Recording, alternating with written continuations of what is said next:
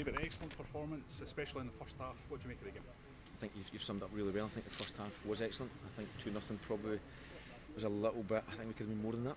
I think that was a little bit of frustration, but I think in every aspect of the first half we asked them to follow a certain way of playing, in particular possession. I thought they did that really well. We got a lot of regains high up the pitch because of that, which allowed us moments to go and hurt them quite quickly.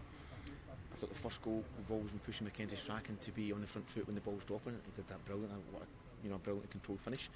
And I think the second goal was just an excellent team goal. We spoke about how we could disrupt their back line. We thought we'd play a back five, which turned out to be the case, but we knew they would follow us when we moved, and they did that into a man. As I say, the second goal, the movement from Jack Hartness underneath the run from Ross McCallum, and then obviously Charlie Lindsay falling in for the finish as well. So excellent. Defended really well as well, which was important. And the second half just got a little bit closer than it should have been, which probably carries a little bit of frustration in the lads just now, but that's part of playing at this level against European teams. Yeah, a couple of elements to probably learn from in that, game management wise. 2 goals that probably flattered them in the end, didn't it, Napoli, to have 2 from the amount of chances that they did create, which wasn't an awful lot. Yeah, we absolutely believe that. We spoke in there, to win games of football you want the best decision makers and the best quality at the same time. I think some of the decisions led to their 2 goals, which is a little bit frustrating for us, but that's part of you're playing against European teams at this level.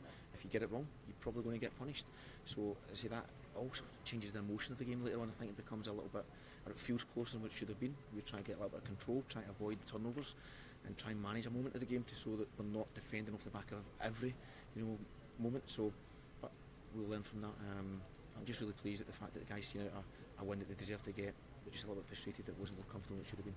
And Robbie Urey, excellent performance as a target man. Pretty much everything I would imagine you would want to see from a guy hustling and bustling, holding the line, leading the line well up there. He's been excellent. I think the last 2 games in the European stage, I think he's been very, very good. He's exactly that. He links the game well. His touch is excellent. His movement's excellent. I think it's also complemented by those round about as well, because we've spoken an awful lot about the individuality is great. We want that, especially in the final third of the pitch. But they're also got a little bit of a relationship with those around it. I think they're starting to build that as well this season.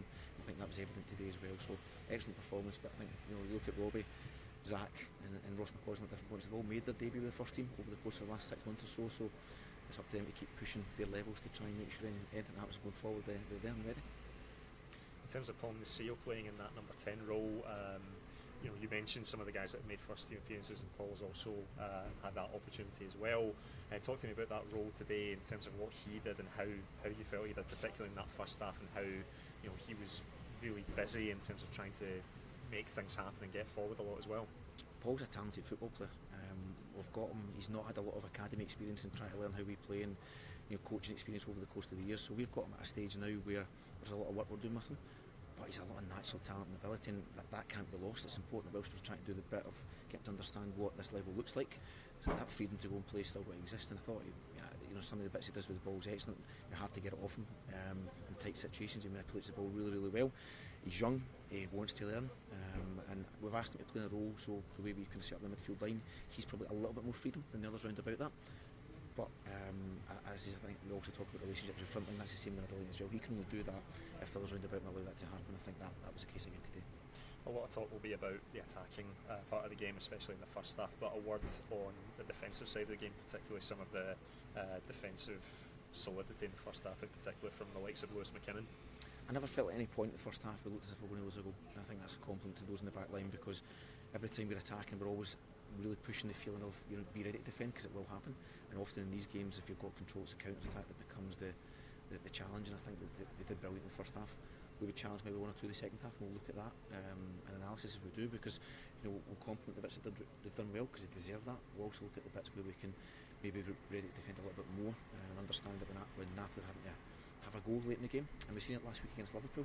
It was Liverpool were sitting in position 2-1 late in the game, and Napoli were having to go and be more committing more bodies forward than what they had in the early part of the game, and that was the case again. But at times there was some real last ditch defending that did really, really well, and you've got to do that at this level, because if you don't, again it's back to that bit, you can't get punished. So a lot of credit to them for that. David, you talked about expecting Napoli to come out with a back 5, and they did, as you said. Was their style of play and their setup what you were expecting from them today, all over the pitch? Exactly what I thought it was going to be. We'd planned for it to be having a back 5, having 2 slightly deeper with a kind of number 7 slightly advanced to that middle line, and having 2 higher up the pitch. We expected that, so we'd got our set up the way we wanted to be to defend, because it's naive to think it's just about us in the ball. You go at this level, you have to be prepared to spend time without the ball. but we want to be aggressive, we want to be in the front foot, we want to trap them out of the pitch, and I thought, with understanding what that looked like, the lads were excellent. They've spent time listening and implementing that, sometimes getting it right, sometimes getting it wrong, but for the most part today I think that was done really, really well, and I was pleased with that, and obviously we did expect also if the game was still closely on, they would have a go a little bit, and that proved to be the case. So the lads have got to carry a lot of credit for that as well, because they've managed both sides of the game and done it really well. And Zach Lovelace obviously goes off. He went down a couple of times. Any concerns there? No, listen, he's had a couple of knocks, and I think sometimes you've got to just make a decision for that moment of the game. I'm sure Zach will be back on the training pitch again by Friday. We'll get a recovery day tomorrow. He'll be back on the pitch on Friday again. I'm sure he's quite a robust lad. He's one that the way he plays, he's going to take knocks and bumps and bruises, but he'll also give some back as well, because that's who he is. But yeah, I'm sure he'll be back on the pitch very shortly. Dude, just wondering how much you think the boys learned through that experience last week against Ajax. You're obviously a top side, that first half especially. I think you even saw last week during the game they've learned, but did you see a big difference this week? Yeah, hugely.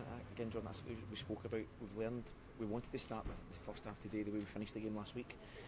We also planned, we changed a little bit last week during the game how we defended, because Ajax were getting a lot of success playing through our kind of press. We changed that during the game, so we set up a plan for today, and the guys followed that, but we also said to them, look, we might have to change it, because that's the way football is. It's not about just one size fits all, it's going to work all the time. But I thought today the lads this week have been very focused, very concentrated.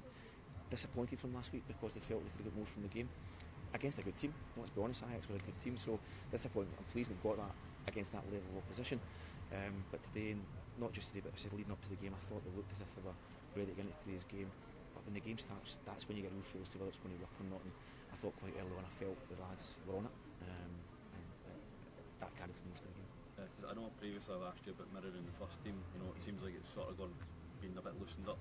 Is that fair to say? But I don't know how much input the manager has, you know, Van Bronckhorst has in terms of wanting to see certain things replicated in teams. No, I think when it comes to, for the most part, this principle we will follow, and that will be the case, and it does follow that. Sometimes we have to mix it a little bit depending on the opposition, because you've got to manage the game as well.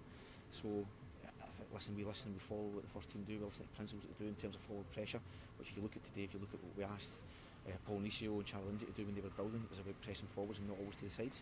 But we did say if they got outside their shape, you've got to press to the sides. So we'll follow the principles. Sometimes it will look very, very similar, sometimes it will look a little bit different, but that's just the way football can be at times.